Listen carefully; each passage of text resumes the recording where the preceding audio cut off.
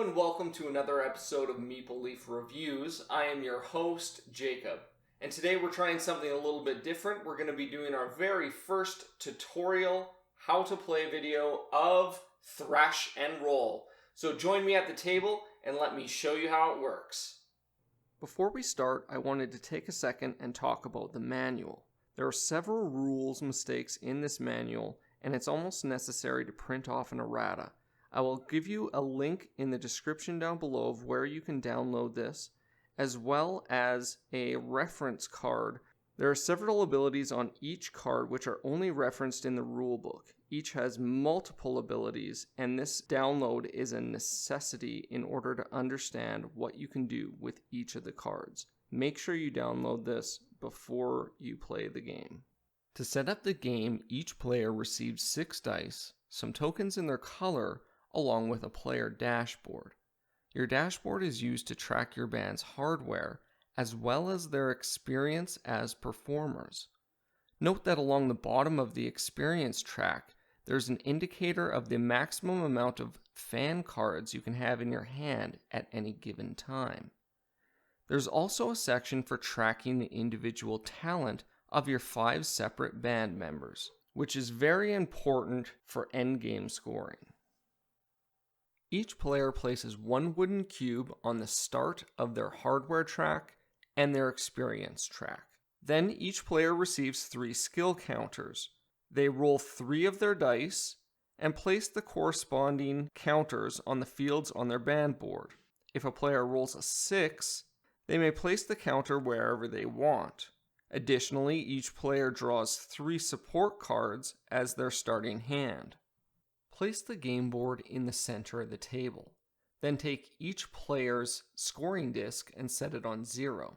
Shuffle the fan deck and the scandal deck and place them near all players. Shuffle the support deck and then take 3 cards off the top and place them next to the support deck. This will be your starting support cards. The game takes place over 6 to 8 rounds dependent on the player count. Each round is broken into 3 phases. The preparation phase, where you roll your 6 dice for the turn, the action phase, where you spend those dice, and the end phase, which simply scores you a few points, then gets you ready for the next round. In order to use your dice, players will take turns going around the table, spending 1 or more die to take a specific action. In order to use multiple dice, you either need to form a set or a run. A set being 2 or more dice of the same value, a run being 2 or more dice in ascending order. The game board consists of 8 locations, each providing a few different action options and a limit on the total amount of dice that can be spent there each round based on player count. The number of dice needed to use a specific action is depicted by a number inside a dice symbol. These values can vary anywhere from 1 to 5 dice. Each of the locations has several common features. The first is an award bonus for going to this location, located on the left corner.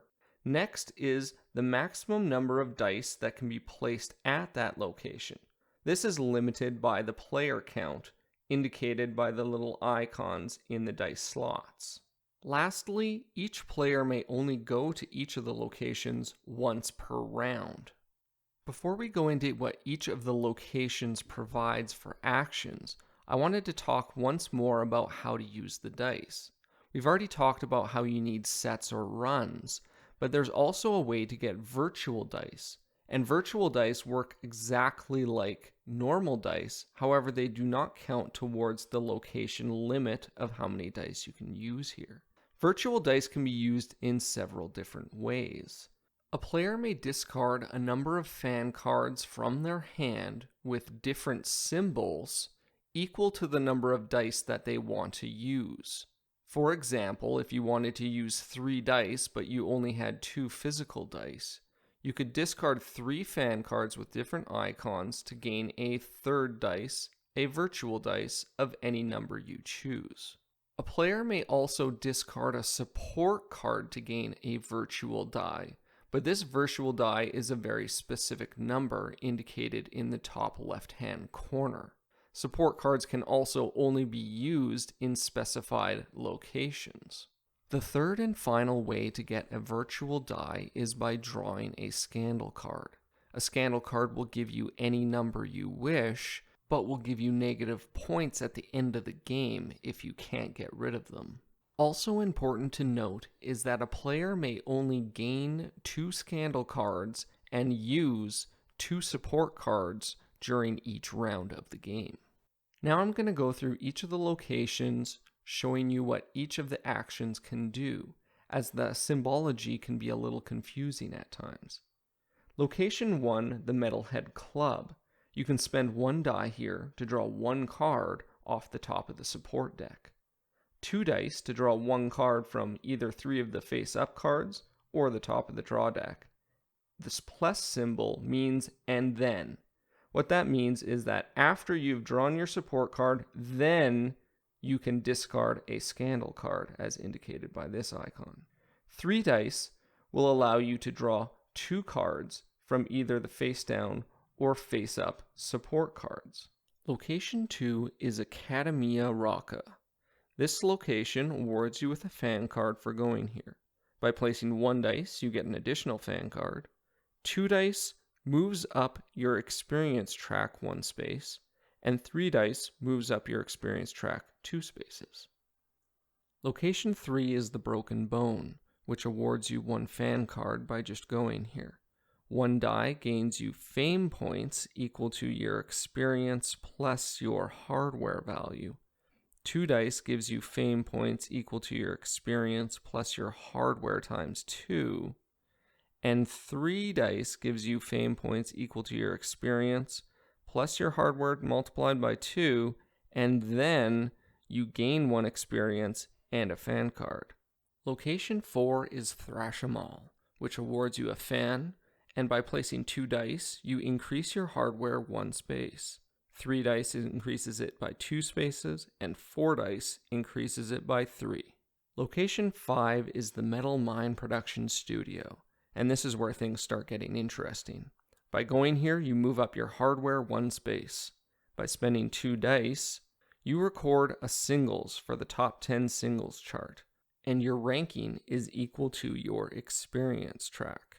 And then you gain 2 fame points. 3 dice will record you an album on the top 30 albums chart. Your album will be ranked based on your experience, your hardware, plus the location of your single, and a random roll of a 6-sided die. And after that, your experience goes up by 1, and you gain 2 fame points. It's important to note that if you don't at least get a 10, you won't make it onto the albums chart. And that any single used is flipped upside down and cannot be used again on an album. Location 6 is the Venoms Nest. By going here, you draw a support card off the top of the support deck. By spending 3 dice, you gain fame points equal to your hardware plus 2 times your experience. And then your single moves up 2 spaces, or your album moves up 2 spaces on the charts. 4 dice will gain you fame points equal to your hardware plus your experience times 2, and then your single moves up 1 space, your album moves up 3 space, and you gain 1 experience. Location 7 is Anti-Radio, and this one works a little different than the others. At the start of the game, place 1 mic per player minus 1 onto Anti-Radio. Each time a player goes to this location and uses one of the 3 actions, they take a mic and cover up that location. No more players may use that action.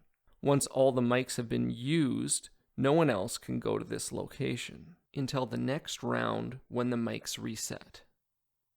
By spending 2 dice, you gain fame points equal to the number of fans in your hand. Then, your single moves up 2 spaces, and you may discard a scandal card from your hand. 3 dice earns you fame points equal to the location of your single.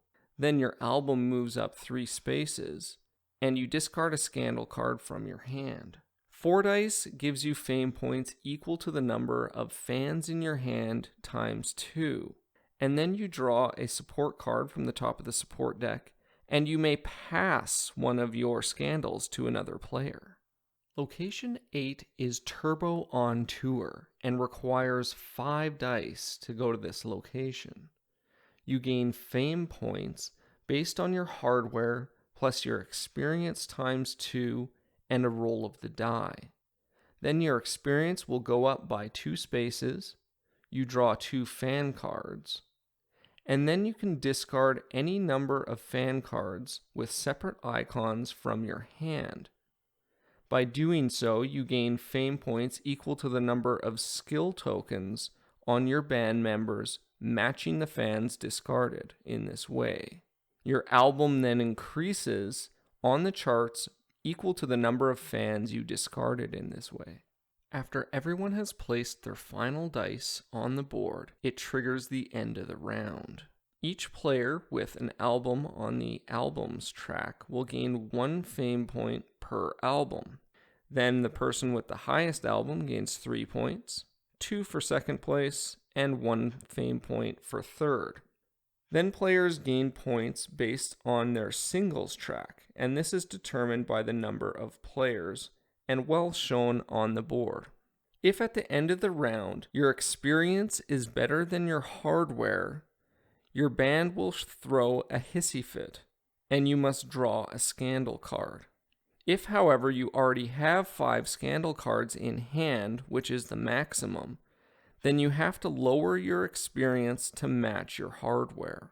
One final thing can be done at the end of each round, and that is you can discard 2 fan cards with matching symbols to add a skill token to that member of your band. The last step before starting a new round is to discard all face-up support cards and refresh it with 3 new ones. Next, we need to break down the types of cards and how they're all used. We've already talked about fan cards and how we can discard sets with different icons to use them as virtual dice.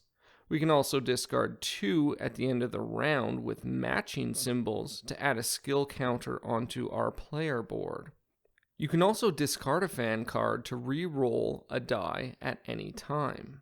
Some fan cards also have a turbo counter in the bottom corner. When played, add a turbo counter to the Turbo on Tour location. Each time the Turbo on Tour location is activated, you discard all the counters and gain 1 victory point per counter there. Next, we have scandal cards. At any time, you can draw a scandal to gain a virtual die of any value. You can also draw a scandal card to ignore the dice limit at any location. Lastly, a scandal can be taken in order to automatically win a hit war. A hit war is something we haven't covered yet, but is what happens anytime 2 albums on the single or albums chart take up the same space. Players are required to roll a die and add the number of fan cards in their hand. Whoever is the winner takes the current spot, and the loser is pushed back 1 space on the charts. One last note about scandals is that you can never get rid of a scandal if you've already taken a scandal on that turn. Moving on to support cards, we've already covered how you use the virtual dice in the top left corner, and how you can only use the card at the locations in the top right. However, if there is a large icon on the very top right, and you use a support card at that location, then the icon in the bottom left-hand corner will supply you with a bonus. This bonus can be 3 fame points, moving up on your experience or hardware, drawing a support card, or even getting rid of a scandal. On the bottom right-hand side is the bonus that is awarded regardless of which location you use the support card at. This bonus always awards a skill token onto one of your band members. After 6 to 8 rounds, it's time for endgame scoring. The first thing to happen is to resolve all scandals.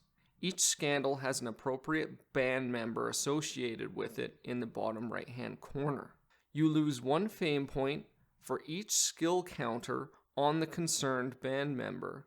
Then you remove one of those skill counters and repeat the process for every scandal you have, even if it's the same band member multiple times.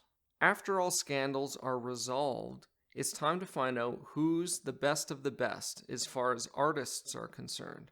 Each player counts the number of skill tokens on their singer. The player with the most gets 20 points, 12 for second, and 6 for third. If there's ever a tie for first, add first and second place together and split it evenly. A tie for second adds second place and third place together and splits evenly. Then repeat this process for the remaining 4 band members. Finally, all players resolve one last turbo on tour action, ignoring all turbo tokens present.